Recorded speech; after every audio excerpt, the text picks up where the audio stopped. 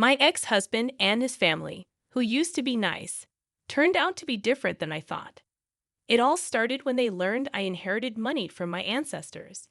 Dealing with their changed behavior was tough, even though I knew that money could change people. This eventually led to our divorce, and now I have no connection with my in-laws. Apparently, their household is still chaotic. A few years ago, my aunt, who worked hard and invested wisely, passed away. Although I didn't pay much attention to her wealth initially, my mother once mentioned that my aunt had substantial assets.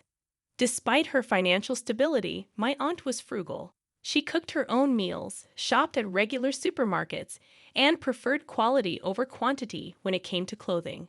I always admired and loved her values. Back in her time, it was common for men to work outside, while women took care of the home. Despite earning more than many men, my aunt faced criticism for breaking this norm. She was unmarried, without children, and lived life on her own terms. People saw her as different, but she didn't let it bother her. In fact, she had an attitude of let them say what they want and remained confident. One day, while we were casually sipping tea on the sofa, she surprised me by saying, "If something happens to me, I want you to inherit my estate." Startled by her sudden statement, I asked her to explain. She said, "I'm not married, and I don't have children. So who else should inherit my assets but someone who has faced belittlement and judgment from those around me? I don't want them getting my money. I still need to prepare the inheritance documents, but I want to clearly state that you are the heir," she said with a smile, but in a serious tone. When she shared this with me, I didn't question it and simply agreed. I thought, if that's what my aunt wanted, she had the right to decide. At that time, she was only in her 40s, and the actual day of inheritance seemed so distant, probably 30 or 40 years away.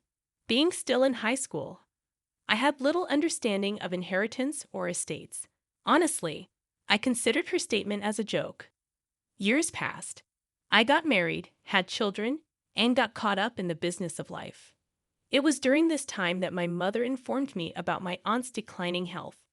Panicking, I rushed to the hospital where she was supposed to be admitted. On reaching there, my seemingly energetic aunt greeted me, dismissing the notion that she wasn't feeling well. She assured me it was just a routine checkup and that I shouldn't worry. Reassured by her usual smile, I thought everything was fine. However, unbeknownst to me, her health was deteriorating, and her frequent hospitalizations indicated the severity of her condition. Each time she was admitted, I'd bring my children along to visit. With each passing day, I noticed her cheeks hollowing, her arms and neck becoming thin, and her overall strength visibly diminishing. Despite her frailty, she always greeted me with a smile, portraying immense strength. It was the same smile I had known since childhood. I held on to hope for her recovery, but sadly, she eventually passed away. The funeral was an intimate gathering of close family, and I couldn't help but feel regret. I wished I had visited more frequently or adjusted our schedules to create more shared memories. I knew, though, that regretting it afterward was futile. My children, who adored my aunt, also felt the sense of loss. Witnessing their sorrow and regret for not spending more time with her added to my own pain. In the midst of grieving, I received an A4-sized brown envelope at my doorstep. Glancing at the sender, I saw it was from a lawyer's office. Confused, I wondered why they would send me something when I had no memory of involving a lawyer. I hadn't been aware of any legal matters or crimes. I cautiously opened the envelope and examined its contents.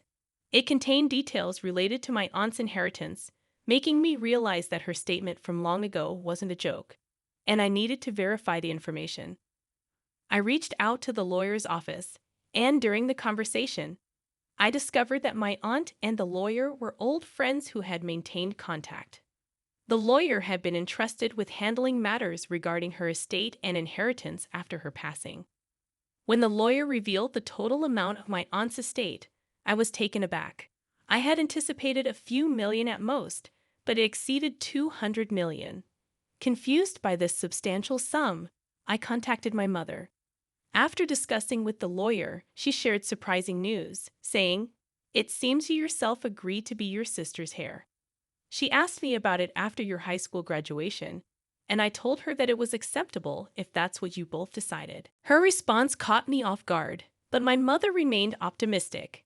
Despite my unease about managing such a large amount of money, my mother suggested, "Your sister went through the trouble of leaving the documents for you, so why not accept it gratefully?"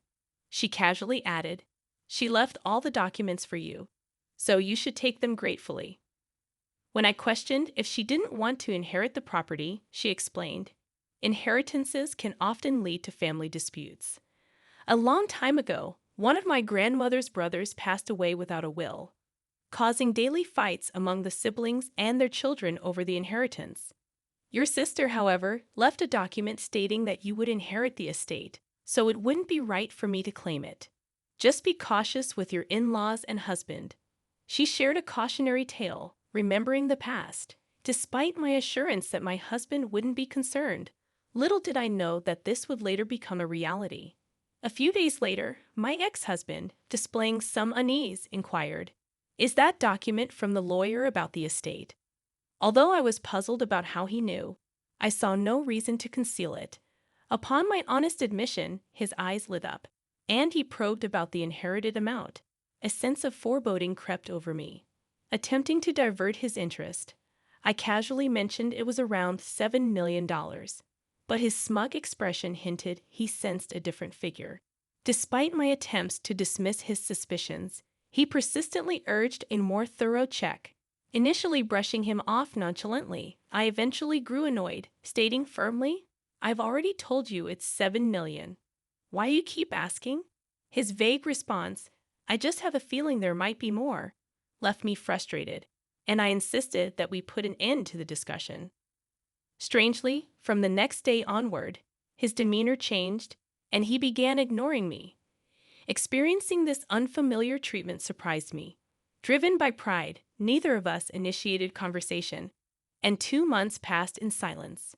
During this period, my former in-laws, usually considerate in notifying us before visiting, abruptly appeared at our home. Their unannounced arrival sparked concern, making me wonder if something serious had occurred.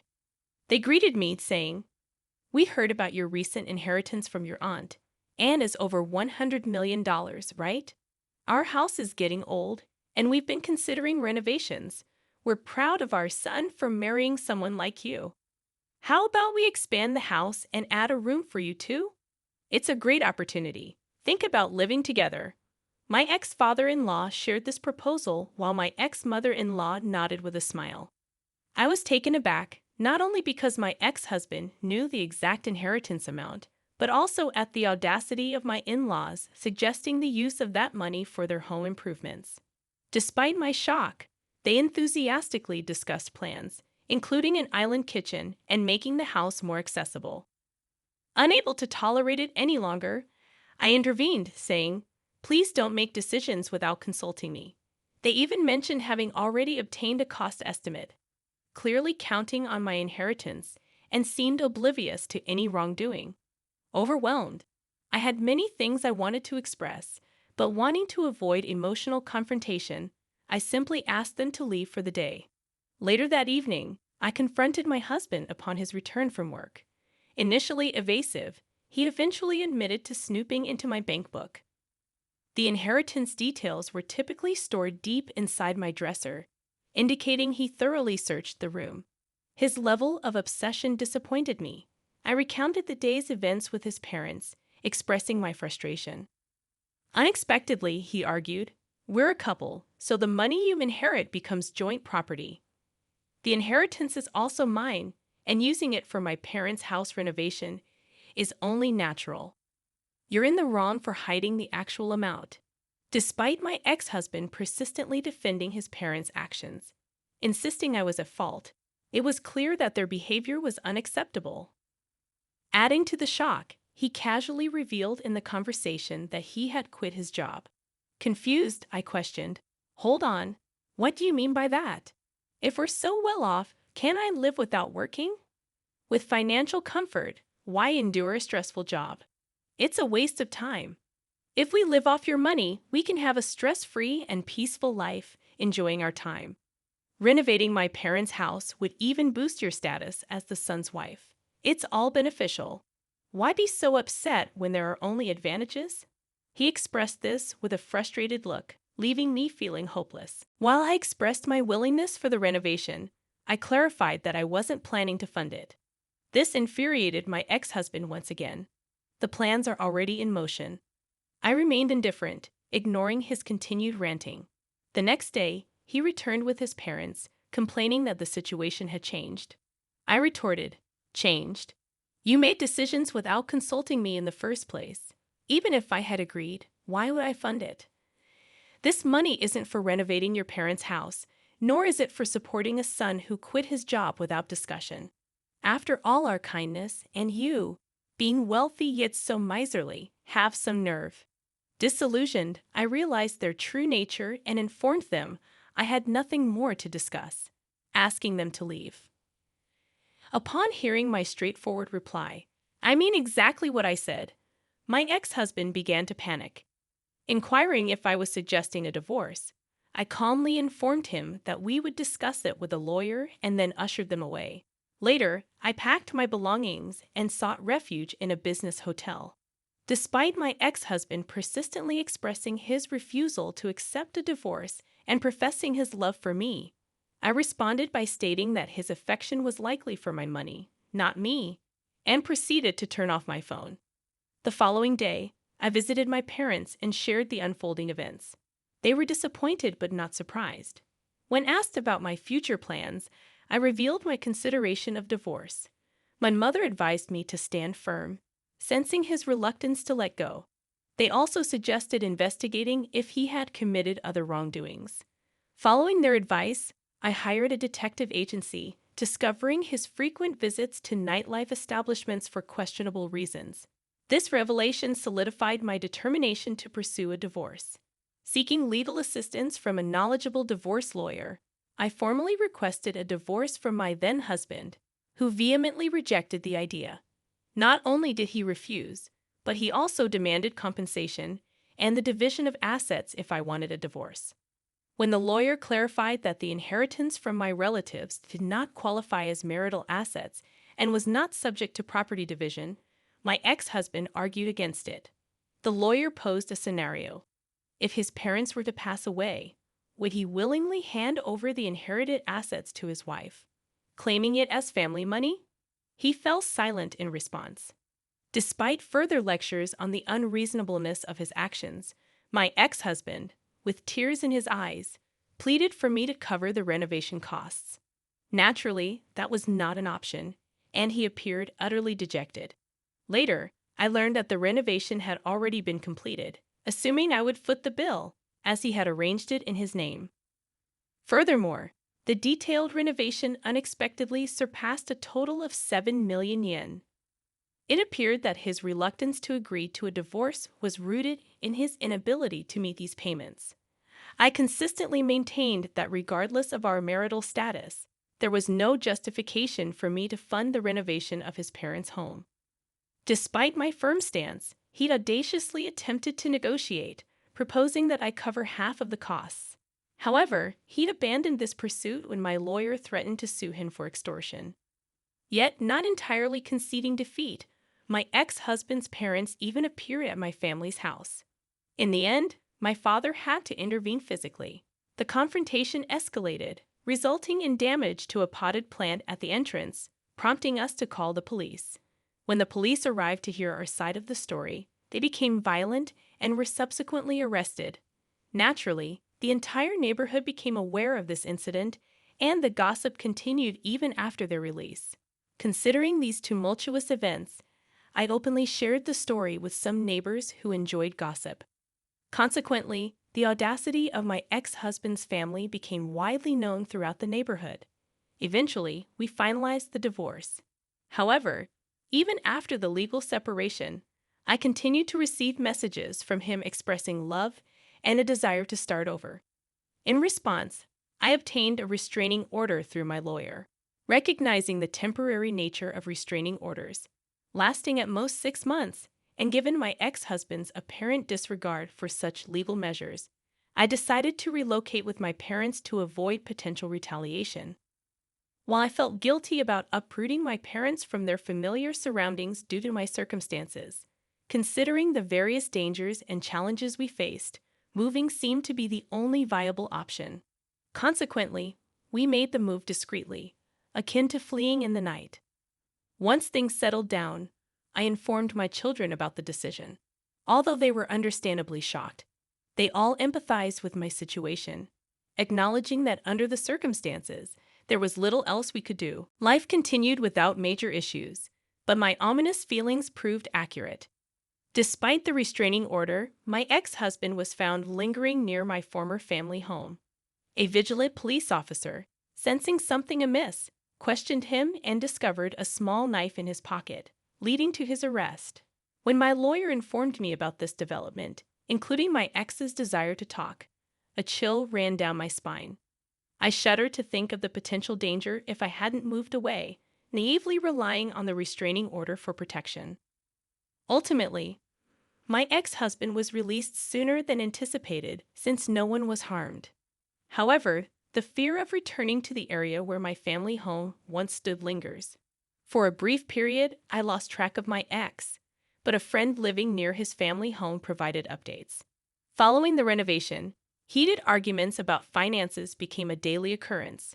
Phrases like, "You took out the loan in your name, so it's your responsibility," or "This house belongs to our parents, so they should cover the expenses," resonated loudly, making the nature of the conversations evident.